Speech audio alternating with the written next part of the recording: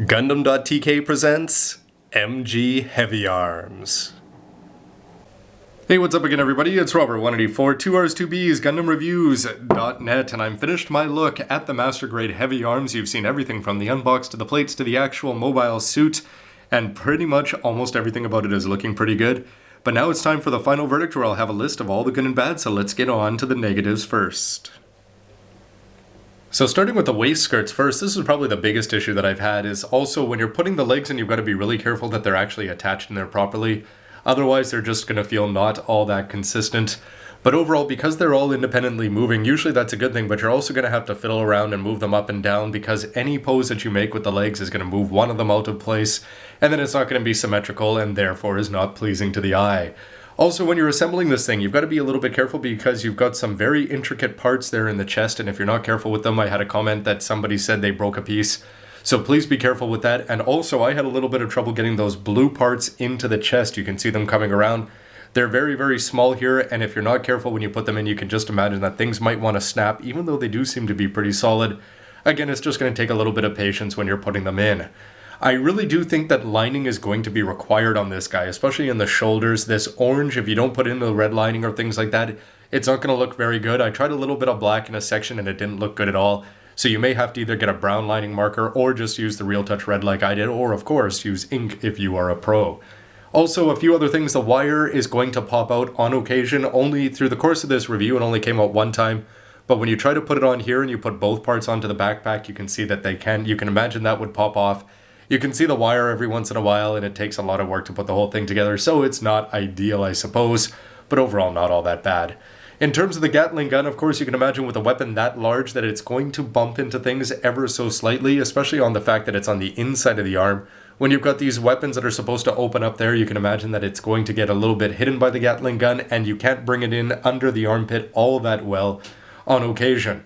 And speaking of the army knife, it's a little bit too long, which means if you fold it up and then you actually put it here on the forearm, what's going to happen is that it's going to bump up into the shoulder, and so that's not going to work at all. It's going to have to be out of place, or you just have to bend it in another way. And they do give you the option of having a beam saber, and that beam saber is going to be built into the arm. The only thing is, it would be nice if that was just a plug-and-play kind of option, but because it's not, you have to choose to not put on the regular arm to put that in. It's something that you're probably never going to actually use unless you were trying to recreate that one specific scene. But you can guess that Troa has an infinite amount of ammo that he can throw at any of his critics if they have anything bad to say. And so let's get to the good stuff, and you can guess that there's a whole lot of those. Let's start with the colors, the orange and the red and the blue and the yellow. It surprisingly works really, really, really well. I think this is one of the coolest looking Gundams when it's all closed up. Never mind when it's open, because the proportions also, the version KA, he did a great job of it. The model just pulls off the proportions better than anything you can imagine.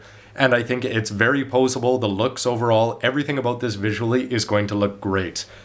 And let's go back to the basics of the unbox, where you've got a manual that's a ton of fun. It's got lots of features. You can read through it, and the information is all actually sort of interesting to read through. You've got some good color splash pages, the old history, the comparison of the old universe, and of course Endless Waltz.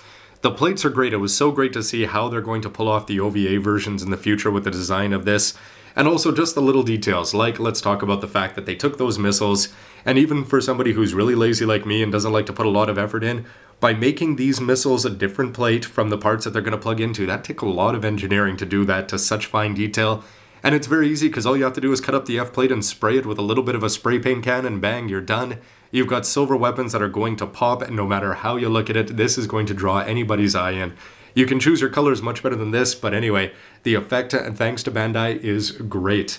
Let's talk about the head itself, which is looking good. You've got the light piping, which is great. We've seen that in Transformers for years. It's good to see that they're starting to incorporate it more and more into Gundam. So if you want to have a light shining through the back of his head, you could. All you'd have to do is paint that up with some clear green.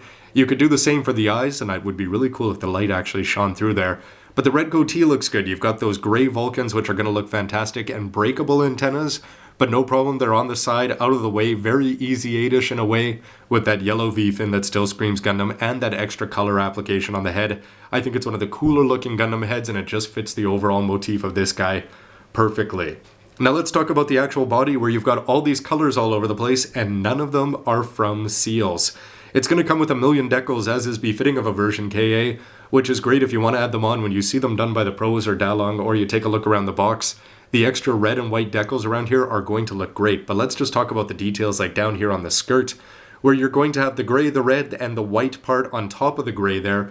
All of these little colors that you can imagine back in 1996, 1997, all those kits from those kind of era, it would just be one thing, but here you're going to get color on top of color on top of color, and it's all done with small plastic pieces, which is the way you expect a master grade to be, and this one just nails it. For the actual little details, yes, you've got a boring colored red shield, but on the inside you've got an incredibly intricate gray part, which is going to make this look a lot fancier than it needs to be, and it's actually going to be visible in some poses because you've got the Gatling gun out, and it's going to look great. So the actual Gatling gun itself, look at the details back here. This thing is worth being a plate by itself. You can imagine that it's going to be cut from the OVA version, but the fact that they've got this many details is great, and this hose, I cannot say enough good things about it. The wire is going to be great. Putting it together is really not that much of a trouble. It only fell out once on me through the course of the whole review, and it just adds a degree of realism to have the fact, where does he get his infinite ammo from? Well, it's that tank on his back, so we'll just leave it at that. But ultimately, the Heavyarms is going to come down to one thing and one thing only. The mobile suit by itself looks great, but you can open it up and have it in a whole second form, and that's because of the chest and the shoulders and the waist and the legs. And all of those missiles, they are they're fun and playable. They're easy to open up. They're not going to be something that you have to fuddle around with too much. All you do is you open it whenever you want to have all those weapons displayed, and that is the most important feature of the Heavyarms, and you can guess that that's going to lead to a verdict of that this for me has to be as high up there as a must-buy master grade as it's going to get. The only reason I could see skipping it is if you don't like Wing, or you don't like Troa, or you don't like the Heavyarms, or if you're waiting for the OVA colors, you could just skip this one altogether. But outside of that, the build, the fun, the colors, the proportions, everything about this is great, and the best part being, taking it apart, you're excited to see all the possibilities from the box, and then when you're putting it together, just every single part has some character to it, and when you put it together, you're like, wow, that was clever, this was interesting. Everything about this, you can just tell how much effort Bandai put into it, and I think that the results are going to be fantastic. And anybody who builds this up as a fan of Wing would probably be happy, even though it's not quite the anime version. It's as close as we're probably ever going to get in master grade form, and it's certainly a lot of fun. And in the end, does it capture the power of the anime? Yes, it certainly does, because look at all those weapons in both of its forms. It's going to look great, and you can't ask for anything more when you've got a great build to go along with it. But in the end, that's just me, so why don't you let me know what you think with a comment down below so that people can read that and get all sorts of feedback on the Master Grade Heavyarms. How does it stack up compared to some of the other EW kits? I haven't built all that much besides the D-Hell Customs, so anyway, this one was a lot of fun for me because it wasn't repetitive at all. Future speculation, well yes, we are going to be getting an OVA color variation, it's just a question of when for all of the EW suits. Can't wait for that. With HGFC doing very well, you can imagine that we will be getting high-grade 1/144th wing kits. In the future, it could be a matter of years, though. Especially with Future Century seemingly doing well and all the focus on Unicorn, we'll have to see where they go after that. But they wouldn't try to put out too much stuff in Master Grade and High Grade at the same time, because that could cannibalize sales from each other. So anyway, where else could the Heavyarms go? Would we get a 1/60th or a perfect grade? I can never see that happening personally, which means this master grade may be as good as we get, unless there's a real grade or something like that down the line many, many years. Anyway, everybody, Robert184, love to hear from you. It's been a great pleasure to put this whole thing together. I can't wait to put them on my shelf, and I can't wait to get more wing kits to go along with this, and especially the OVA colors. This orange guy next to the green guy, cannot wait. Anyway, thanks for watching, everybody. See you next time. Well, I guess if manga makes us canon, then you're canon now too. Congratulations. You know, the way you toss your weapons after you use them, you're not very good for the environment.